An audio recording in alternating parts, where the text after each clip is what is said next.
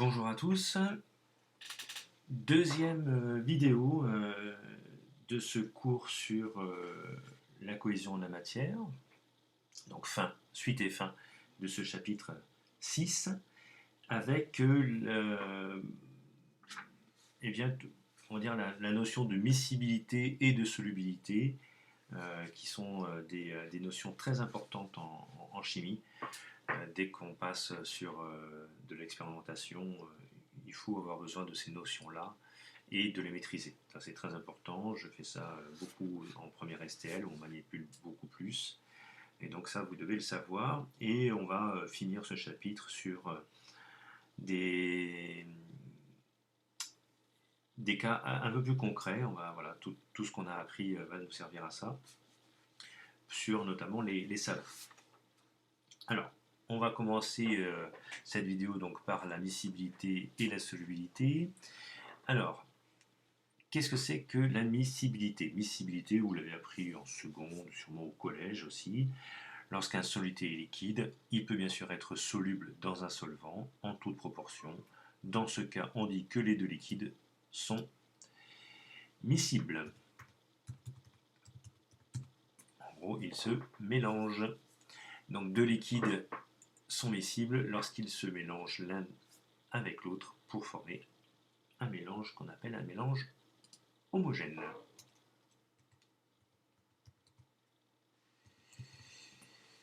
Si le mélange est hétérogène, évidemment, les liquides ne sont pas miscibles.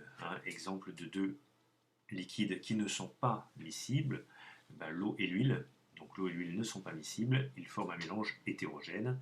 Et par exemple, le sirop de menthe et l'eau sont des liquides qui sont miscibles et ils forment un mélange homogène. C'est-à-dire qu'on ne peut pas distinguer à l'œil nu les différentes phases. Sur ces programmes je faisais cours en 5e avec ça déjà, il y a une dizaine d'années, donc c'est pas très compliqué. Bon, je l'ai redit quand même. Alors, en seconde, on le voit ça, la solubilité. Qu'est-ce que c'est que la solubilité? Eh bien, la solubilité d'un soluté dans un solvant, ça traduit sa capacité à se dissoudre, évidemment, dans ce solvant. Exemple, le sucre dans le café, le sel dans de l'eau, etc., etc., ou le diode dans un solvant organique comme le dichlorométhane, par exemple. Voilà. Alors, la solubilité, alors c'est une vraie grandeur, une grandeur qu'on note S, exprimée en grammes par litre, et ça correspond donc, j'avais dit ça en seconde, et c'est dans le programme d'ailleurs, à la masse maximale de cette espèce que l'on peut dissoudre dans un litre de solvant. Voilà. Il faut savoir que cette solubilité dépend de la température, je crois que je vous en avais parlé, et bien sûr de la nature de solvant, on va y revenir. La température, c'est par exemple ce café qui est sucré. Si le café, vous servez un café chaud, vous le sucrez, et le sucre va se dissoudre, très bien, vous attendez un petit peu, le café refroidit, et qu'est-ce qui se passe? Eh bien, au fond de la tasse, on a du sucre qui se recristallise. Et vous pouvez toujours touiller, le sucre ne va pas se dissoudre. Pourquoi? Parce que le café a refroidi. Et s'il a refroidi, sa solubilité a diminué, et donc vous ne pouvez pas dissoudre une certaine quantité de soluté, ce que vous avez pu faire avec un café plus chaud. Donc, si vous voulez que votre sucre soit à nouveau dissous, il faut tout simplement réchauffer le café pour augmenter sa solubilité. Voilà, tout simplement. Donc ça, c'est la température. Mais on va voir, nous, un peu plus en détail, bien que la solubilité dépend de la nature du solvant. Et elle dépend de la nature du solvant car elle est liée aux interactions de cette espèce avec le solvant. Alors, on a vu la dissolution d'un soluté dans de l'eau tout à l'heure, la semaine dernière. Et si ces interactions entre l'espèce chimique et le solvant sont intenses, alors l'espèce est soluble. Dans le cas contraire, l'espèce est insoluble. Alors, ce qu'il faut retenir absolument pour ce cours, pour cette année, c'est qu'un solvant polaire peut dissoudre des espèces chimiques qui sont polaires ou ioniques, alors qu'un solvant apolaire ne peut dissoudre que des espèces chimiques apolaires. Là aussi, ça fait référence aux interactions qu'on a vues la semaine dernière sur les interactions de cohésion et les interactions de type Van der Waals. Alors, pourquoi cette solubilité, à quoi elle peut servir? Tout simplement, elle nous sert énormément lorsqu'on veut extraire une espèce qui est déjà dans une solution et on veut l'extraire avec un solvant. Ça, on le fait beaucoup en chimie organique notamment. Et donc l'extraction par solvant, qu'on appelle extraction liquide-liquide, on avait vu en seconde normalement la méthode. C'est une technique expérimentale qui permet donc d'extraire une espèce dissoute dans une solution. Et le choix du solvant extracteur est lié à ses propriétés physiques, bien sûr, et doit répondre à 3 points. D'abord, il faut que le soluté soit plus soluble dans le solvant extracteur que dans le solvant initial. Sinon, le solvant extracteur ne va pas pouvoir extraire. C'est un peu logique. Deuxième point, le solvant extracteur ne doit pas être miscible avec le solvant initial. Sinon, on ne pourra pas séparer les deux solvants et donc récupérer ainsi l'espèce chimique qu'on voulait récupérer. Et bien sûr, le solvant extracteur doit bien sûr respecter les règles de sécurité, c'est-à-dire qu'il ne doit pas vous exploser au visage, et bien sûr respectueux de l'environnement. On ne va pas détruire la moitié de la forêt de l'île Charlemagne pour extraire un soluté d'une solution. Pour réaliser cette extraction par solvant, on utilise, vous avez le schéma en dessous, vous avez dû le voir normalement en seconde. Si vous avez eu de la chance, vous avez manipulé avec des ampoules à décanter. Alors, il y a 3 étapes dans cette expérimentation. Il y a d'abord de l'agitation, on secoue l'ampoule à décanter. Avec le petit robinet, on dégaze. Alors attention, le dégazage ne se fait pas devant le visage du prof ou du copain. Et une fois que c'est fait, on pose ça sur ce qu'on appelle un anneau et on laisse décanter. Et une fois qu'on a extrait, vous voyez, une fois que... Alors, vous voyez là, vous avez un solvant extracteur qui va être mélangé à un solvant. Dans ce solvant, il y a l'espèce qui est dissoute. Et après agitation, dégazage et décantation, le solvant extracteur a récupéré l'espèce dissoute et le solvant initial, lui, est tout seul. Et là, vous voyez qu'évidemment qu'il faut que le solvant extracteur et le solvant initial soient non miscibles pour pouvoir justement séparer ces deux solvants et récupérer, bien sûr, l'espèce dissoute. Donc après extraction, les solvants se séparent en 2 phases. Vous avez une phase qu'on va appeler une phase aqueuse et une autre phase qu'on va appeler la phase organique. Et ça dépend du solvant. Le solvant extracteur peut être un solvant aqueux ou un solvant organique, peu importe. Généralement c'est organique. Et évidemment, alors le solvant extracteur n'est pas tout le temps au-dessus. Ici il est au-dessus, mais il peut très bien être en dessous.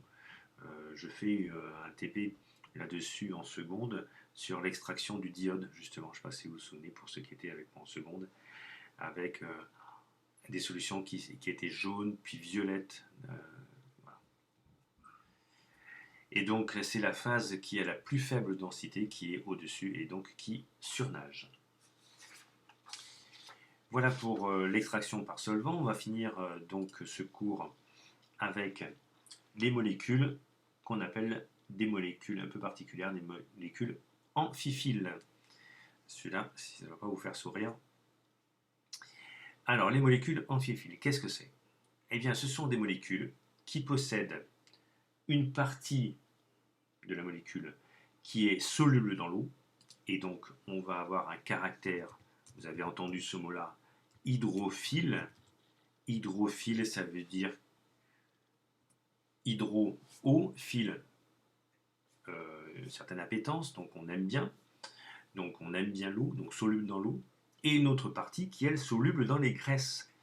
Alors cette partie qui est dans les graisses, elle est lipophile. Donc lipo pour lipide, graisse, et phile pour attirance. Évidemment, la partie qui est lipophile, elle est aussi hydrophobe, c'est-à-dire que je n'aime pas l'eau. La graisse n'aime pas l'eau. L'huile n'aime pas l'eau.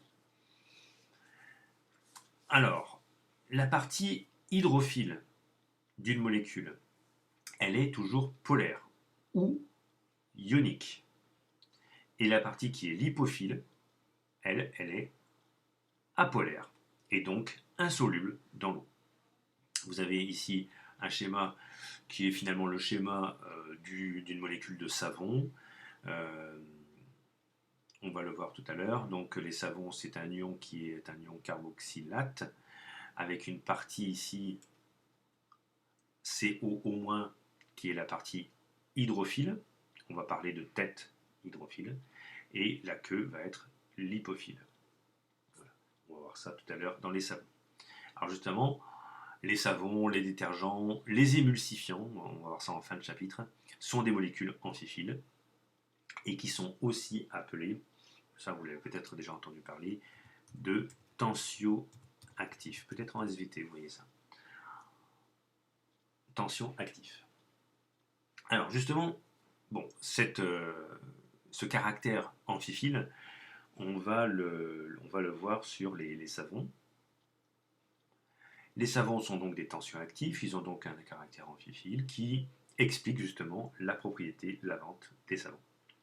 Alors le savon est composé en deux parties, vous allez le voir encore sur le schéma ici, une tête du savon qui est un groupement donc carboxylate.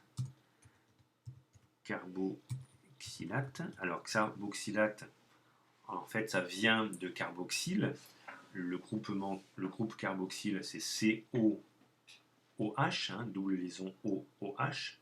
Si on perd le H+, eh bien on peut avoir un COO- qui est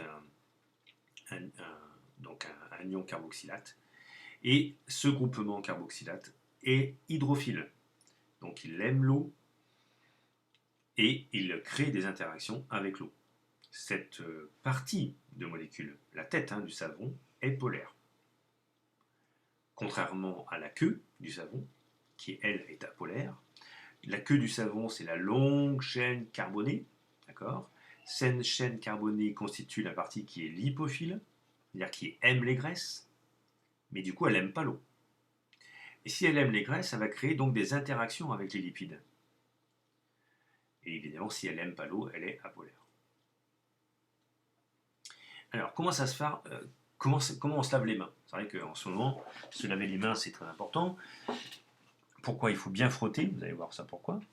Eh bien, la formation de micelles, peut-être que vous avez entendu parler de ce mot aussi,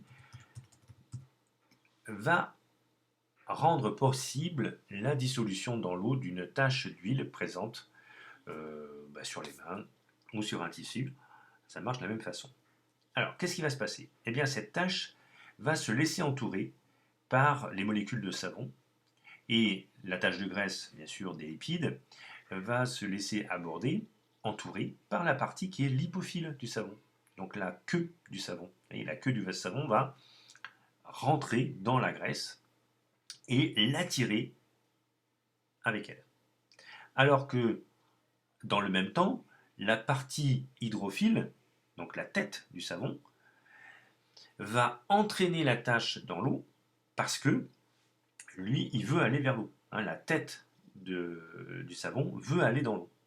Donc ça fait un peu comme un hameçonnage. On va récupérer la tache, la tache d'huile, de graisse qui est sur le tissu ou sur les mains. C'est pareil. Et on va former ce qu'on appelle ici, vous voyez là, une boule de graisse avec plein de molécules de savon autour. C'est la formation de micelles. Voilà, une micelle, c'est ça. Une tache de graisse avec dans ce cas-là, avec des molécules de savon. Voilà comment, alors après, comment on fait pour finalement enlever le gras des mains? Eh bien, tout simplement par réaction mécanique, il suffit de se frotter les mains et de le rincer sous l'eau. Et qu'est-ce qui va se passer? Eh bien, toutes ces micelles vont partir et vous allez avoir du coup la peau ou le tissu qui va être propre de ces taches de graisse. Assez intéressant. On finit le chapitre sur d'autres applications, des applications assez courantes. Donc grâce à la structure amphiphile, les tensions actives sont mis à profit dans de nombreuses applications industrielles, comme les détergents, mais aussi les cosmétiques.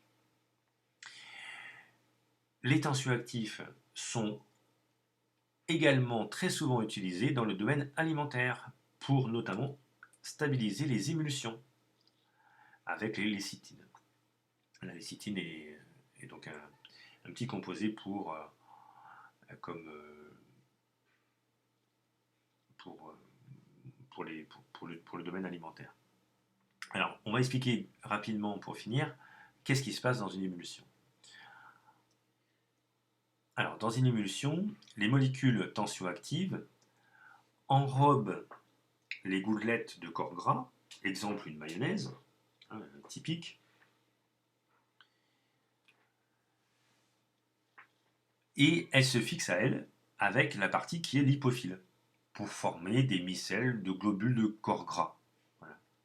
Et grâce, alors ça s'appelle pas vraiment micelle, parce que micelle c'est vraiment pour le savon, mais grâce à leur surface hydrophile, qui est elle chargée négativement, ces globules de graisse de corps gras se repoussent et des interactions électrostatiques avec les molécules d'eau peuvent s'établir, ce qui va permettre de stabiliser les émulsions. Donc vous allez avoir, parce que la graisse et l'eau, l'huile et l'eau, ça ne se mélange pas bien. Par contre, si vous mettez un petit tensioactif, vous allez pouvoir permettre une émulsion, c'est-à-dire des petites euh, boules, des globules de corps gras qui vont rester en suspension dans un liquide grâce justement à la partie hydrophile, lipophile de ce tensioactif. Le tensioactif va permettre de stabiliser l'émulsion. Et donc vous allez pouvoir avoir soit une mayonnaise, vous allez aussi avoir la sauce vinaigrette, par exemple, hein, quand vous secouez comme ça, vous allez avoir une émulsion qui va apparaître. Eh bien, c'est tout simplement dû à à ce caractère amphiphile de molécules qu'on appelle aussi tensioactifs pour, comme je cherchais dans les domaines comme la lécithine. Voilà. Voilà, donc vous voyez que tout ce qu'on a appris en termes voilà, d'interaction électrostatique nous permettent d'expliquer comment se forme une sauce vinaigrette. Hein. Si avec ça, vous n'allez pas dans les grandes écoles, ma foi, je ne vois pas pourquoi. Voilà, j'espère que ça vous a plu. Je vous souhaite une bonne fin de journée et à très bientôt pour d'autres vidéos.